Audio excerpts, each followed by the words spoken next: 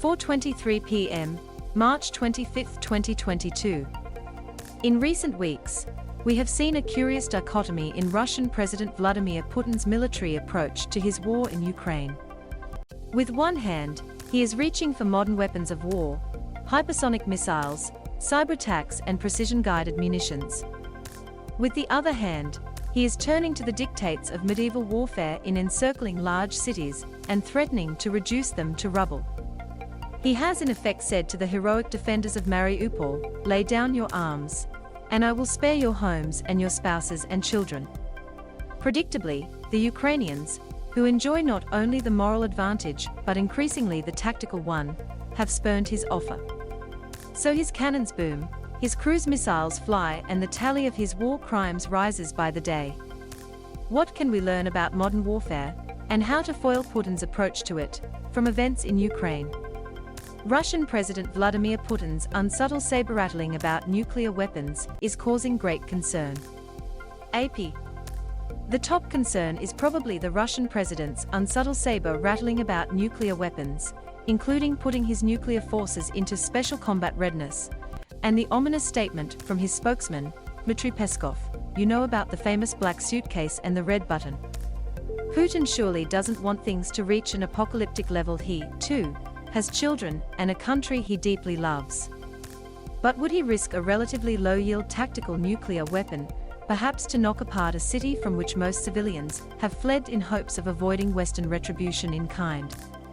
Maybe, but doing so would raise him to the top of the pantheon of history's war criminals. I suspect it is a line even he is reluctant to cross, although he will continue to threaten it. More likely would be the use of a chemical weapon, something he previewed when he falsely accused the Ukrainians of harboring their own arsenal. The North Atlantic Treaty Organization is taking the threat seriously. "I expect allies will agree to provide additional support," said Secretary General Jens Stoltenberg on Thursday, including equipment to help Ukraine protect against chemical, biological, radiological, and nuclear threats. A chemical or biological attack would terrorize the population, a key objective in Putin's Plan B strategy now that Plan A, a blitzkrieg decapitation of Ukraine's government, has failed. It would also help him conserve his inventory of cruise missiles and which is shrinking rapidly.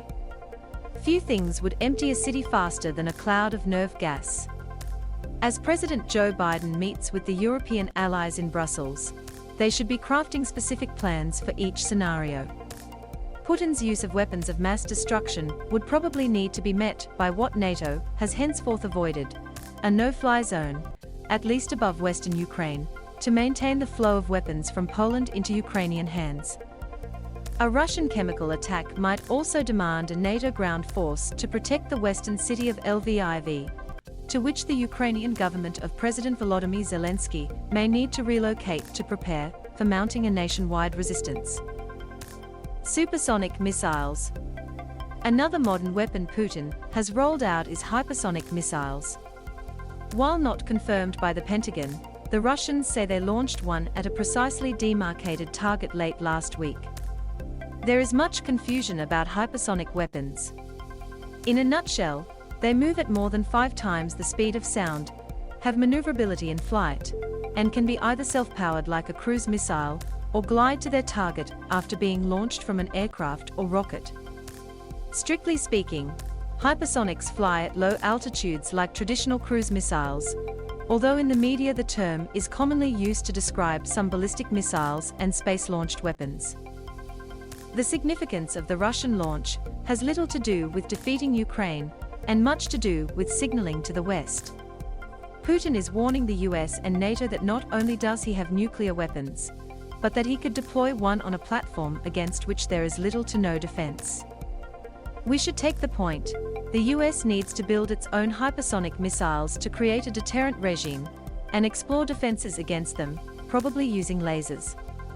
The military is already on both these paths, but feasibility is years away. Thus NATO should take seriously Putin's signal, but not overreact to it. The West has plenty of other escalation options: cyber warfare, conventional strikes, maritime responses if necessary. Finally, the bear that hasn't growled is cyber warfare. Biden rightfully has highlighted both the nuclear and chemical weapons possibilities. But Putin may well ramp up on cyber against US consumers, transportation grids, financial institutions, the US government itself. As we reach the one-month mark in this war, Putin is primarily using strategies of ancient warfare, destroying cities and terrorizing populations. But in the background loom the most modern tools of combat: cyberattacks, hypersonic missiles, and perhaps chemical weapons, and/or even tactical nukes. The US and its allies need to plan now how they will react to any or all of them. This column does not necessarily reflect the opinion of the editorial board or Bloomberg LP and its owners.